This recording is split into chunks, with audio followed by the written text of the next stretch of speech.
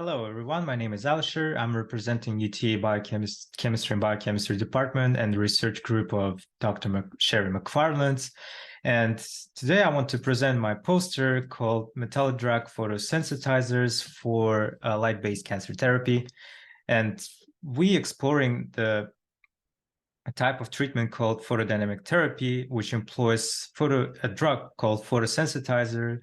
And once it accumulates in the cancer cells within a certain amount of time, once exposed to the light, light causes photosensitizer to create reactive oxygen species, which are killing cancer cells.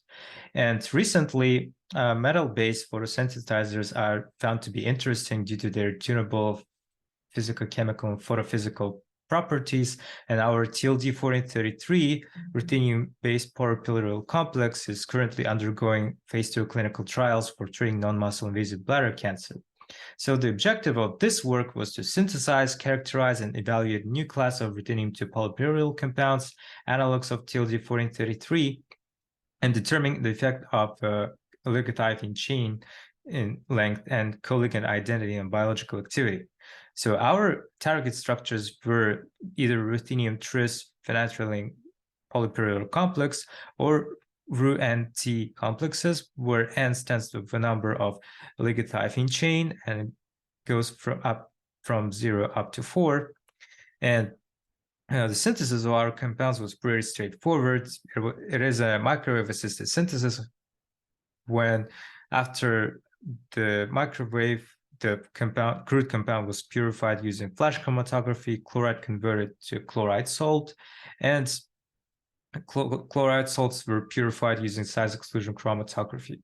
All of our obtained structures were confirmed with the help of the proton NMR, and assignments of all the protons were confirmed by using 2D NMR techniques such as COSY, HSQC, and HMBC, and characterization by mass spectrometry confirmed the loss of both counter ions from complexes and a difference on the protonation state of imidazole group in the imidazophenanthrin ligand. So based on our photophysical characterization, we can observe that the UV vis in the ground state, they have three absorption profiles. So where A stands for intraligand charge transfer, intraligand transitions below 300 nanometers. For B is a oligothiopene-based intraligand charge transfer. So once we increase the number of thiophenes, the B region redshifts towards 500 nanometers, and region C stands for a metal to ligand charge transfer, or MLCT. Those are usually transitions between 400 up to 500 nanometers.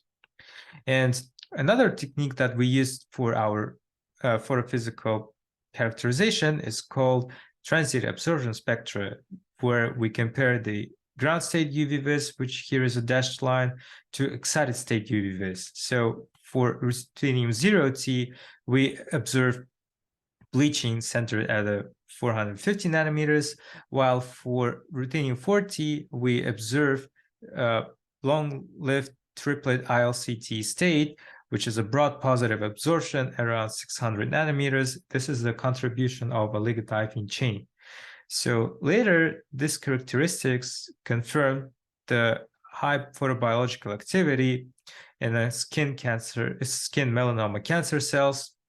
And all of our complexes were relatively non-toxic and dark, while the light EC50 values decreased with the increase of number of thiophenes, which led to the higher value of a phototherapeutic index, such large as 10 to the power of 4 for ruthenium 40 in normoxia, while 40 is also a hypoxia active compound, which is PI larger than 50 for 1% of hypoxia.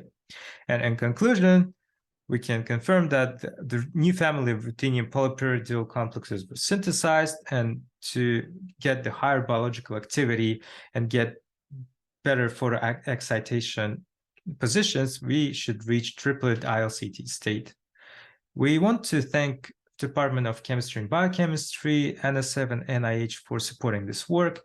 If you're interested more, please check out our website or subscribe to our Twitter accounts. Thank you very much for your attention.